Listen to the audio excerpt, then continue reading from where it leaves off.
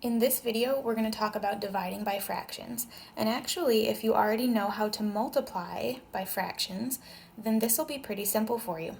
So when we are dividing fractions, we actually change it into a multiplication problem. What we do is we do something called multiplying by the reciprocal.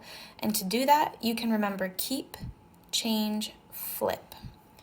So when we are dividing by fractions, we keep the first fraction. So in this case, we're going to keep 16x squared minus 9 all over 14x. We're going to change the division into a multiplication, and then we are going to flip this one. So I'm going to flip it. The 12x cubed will be on the top. 16x minus 12 is now the denominator. So we call it multiplying by the reciprocal because when you flip a fraction, it is called the reciprocal. For example, if I have 4/9, its reciprocal is 9/4. So you can see right here we have the reciprocal of what we had before. And then you complete this like a regular multiplication problem.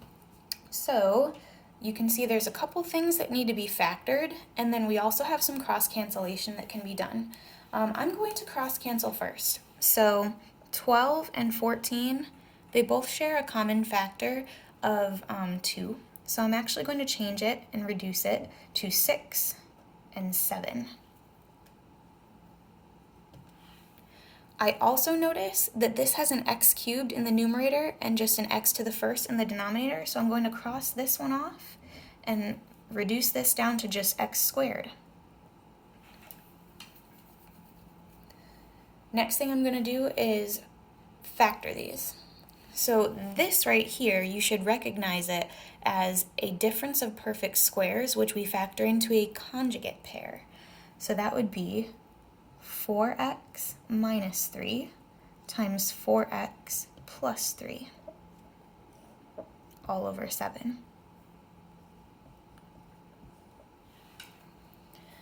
Over here, we can take out a GCF. So the largest number that would go into 16 and into 12 would be 4.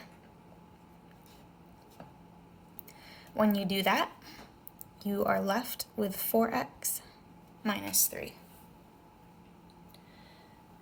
Okay, simplify this as much as you can. So we can cross cancel this binomial with this one because one's on the top, one's on the bottom.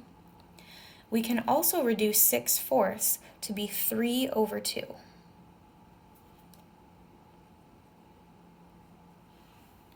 Now you're ready to finish your multiplication. So multiply straight across the top and straight across the bottom.